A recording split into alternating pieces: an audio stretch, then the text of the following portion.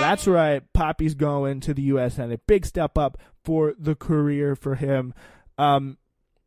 And in less than a year, he had gone from literally, let's just think about this. Less than a year, he goes from completely uninvolved in politics as a whole to Houston County chairman, I think it was. But really, as Senate candidate, he had every reason to be seen all over the Lone Star State. But really, as a businessman engaged in offshore drilling, it would kind of look a little weird if it was just going, transversing Texas 24/7. As Harris County chairman, he really couldn't go much further than Houston, but as a Senate candidate, he was unlimited. Bush's political work, like his oil work, may have been covered for intelligence activity, but there were political objectives as well, and one of those that conflicted deeply with JFK. In deciding to run for U.S. Senate, he was playing a key role in the Republican effort to unyoke the conservative South with a Democratic wagon it had pulled to victory in 1960. Jack and Bobby Kennedy, meanwhile, were busy strategizing exactly how to prevent that, and that was going to be the crucial battle all throughout the South, given JFK's wafer-thin victory in the previous election. Two states in particular would be battlegrounds, Florida and Texas, and in theory, candidate like Poppy Bush, with his family connections to Wall Street, could be a strong fundraiser and perhaps contributes to a substantially increased Republican turnout in 1964, even if Bush himself was not elected. To head off this larger threat, it was clear that Kennedy's political advisors that Jack would have to campaign quite a bit in Texas, along with Florida, and Kennedy was interested in revoking the oil depletion allowance, a decision that would have meant steep losses for Texas oilmen, and he continued voicing his support for civil rights, always a contentious issue in the South. As a candidate for a statewide office, Poppy Bush was on the go in the fall of 1963, moving around Texas and spending time in Dallas, where he opened a headquarters. And right around that time, he had a little bit of a memory lapse.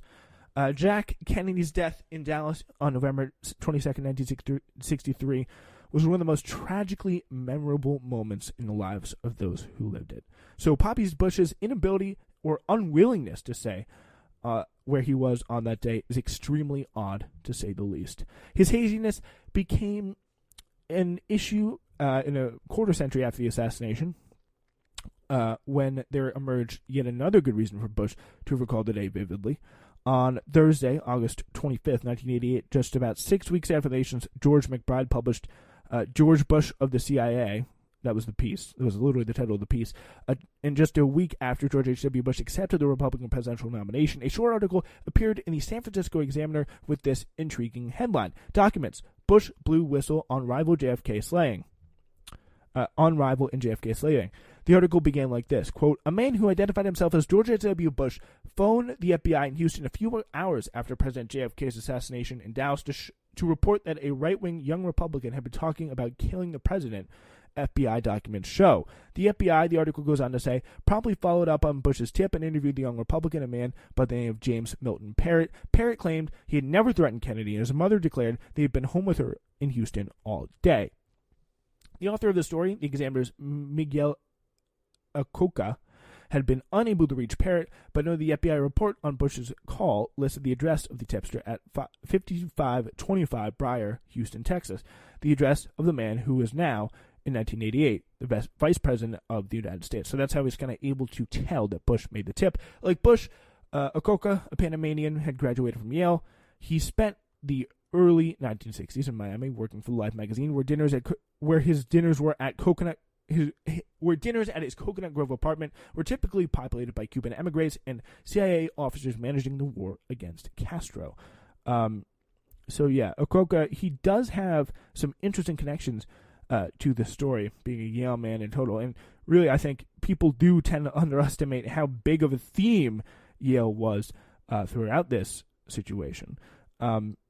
While still in Miami, Acoca had become interested in the group running the CIA's JM Wave Cuban operations in the area, really developing a growing obsession with the assassinations in general, and JFK's in particular. Acoca had placed a call to Bush's office once he discovered that the vice president had been the tipster back on November 22nd, 1963. His call brought a familiar response, where Bush said, quote, "I do not recall." So he forgot. He had another memory lapse there. Didn't even remember where he was. Didn't even remember making the call. He must have had a busy day. Interesting. Okuka's story about Bush did not get much attention, running on page A2 of the Examiner. The media reaction was similar to what greeted journalist Joseph McBride's earlier revelations: next to nothing. A few newspapers picked up the Examiner piece off the Hearst wire, but not a single paper bothered to assign reporters to follow up. Thus, neither of the two vexing questions, whether George Bush had been a CIA operative in 1963 and whether he'd called the FBI on November 22nd with purported information related to the JFK assassination, became issues for Bush in 1988 as he sailed into the White House.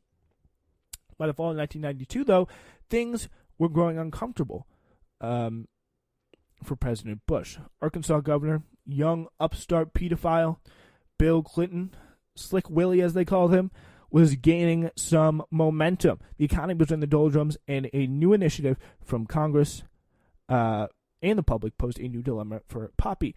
Oliver Stone's JFK was released in December 1991 and aroused public interest that helped prod Congress to unanimously pass the JFK Assassination Records Collection Act of 1992.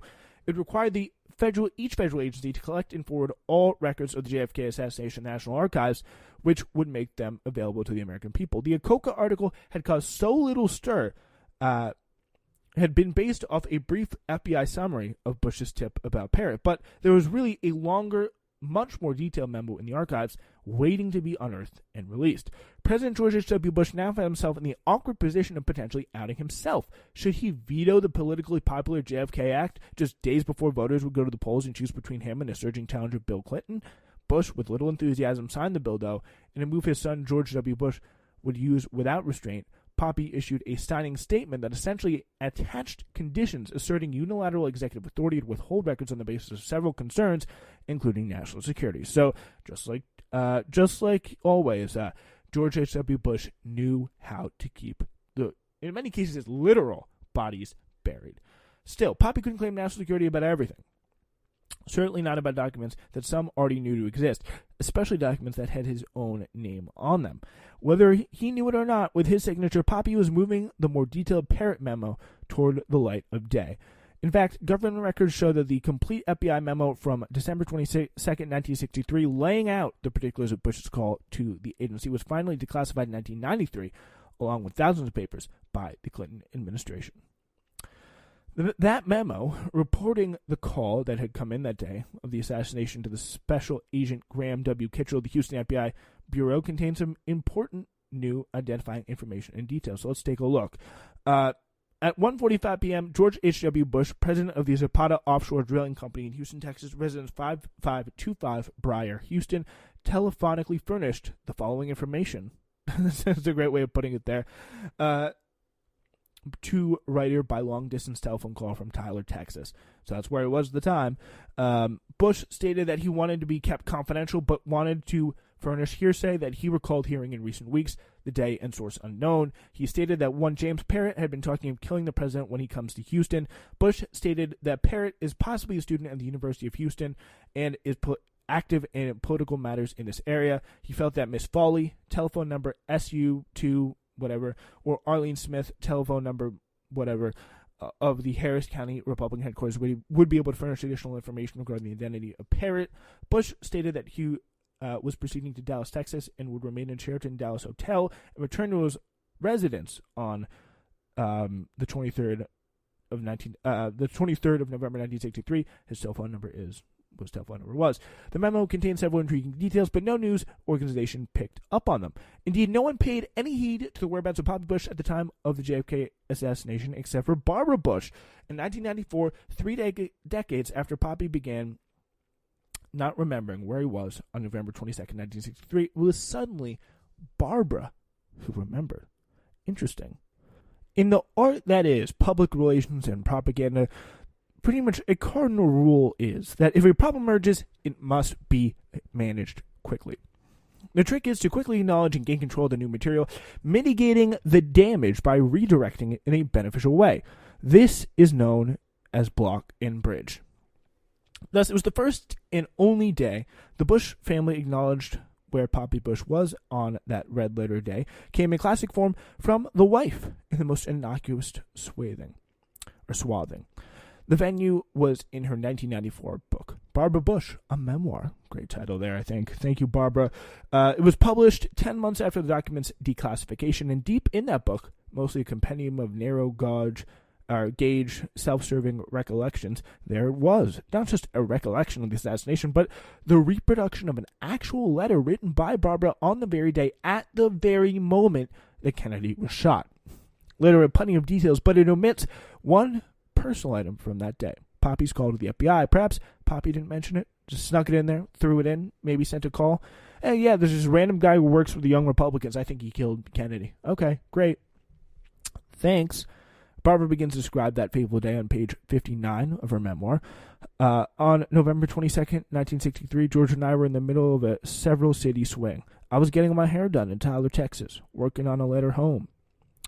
And here are some excerpts, kind of how it appears in the book. And this is a letter that explains it in a way. Dearest family, Wednesday I took Doris Ulmer out for lunch. They were here from England, and they've been so nice to George in Greece. Blah, blah, blah. I'm writing this in the beauty parlor, and the radio says the president has been shot. Oh, Texas, my God, let's hope it's not true. I'm sick at heart, as we all are. Yes, the story is true, and the governor also. How hateful some people are. Since the beauty parlor, the president has died, we are once again on a plane, this time to a commercial plane.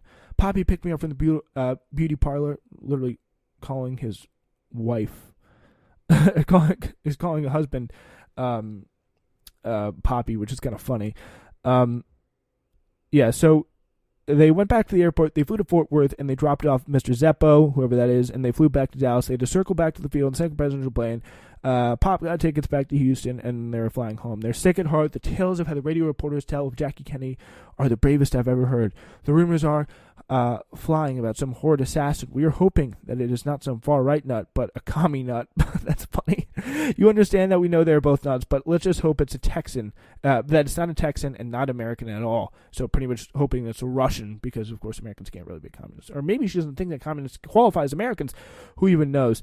I'm amazed at the rapid-fire thinking and planning that's already been done. LBJ has been president for some time now, 2 hours at least, and it's only 4:30.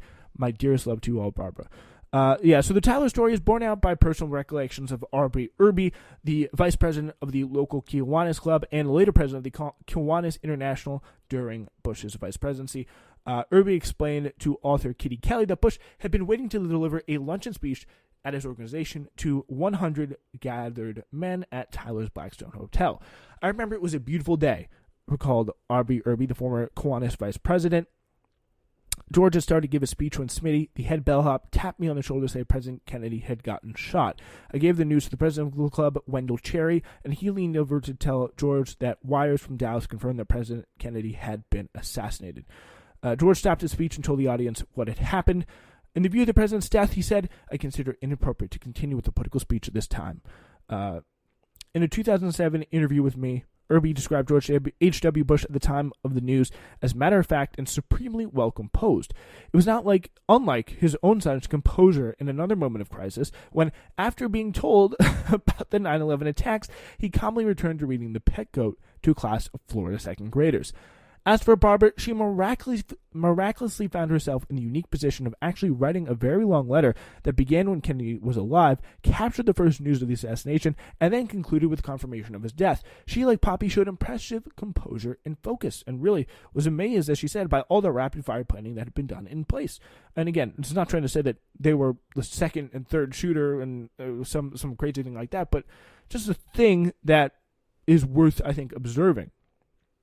Barbara's curious role as recording secretary to history in the making was interesting enough that one would expect the letter to have really surfaced well before 1994, yet until it appeared in Barbara's memoirs, it was not even known to have existed.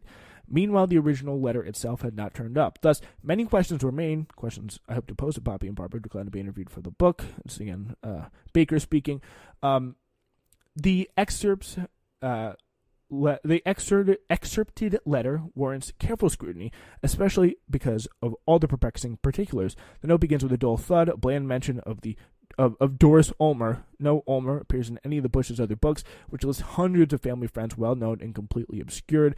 Therefore, presumably, only very close Bush relatives, such as her children, would know who Doris Ulmer was or would even conceivably wish to learn of Barbara lunching with her. So yeah, it's very, very absurd.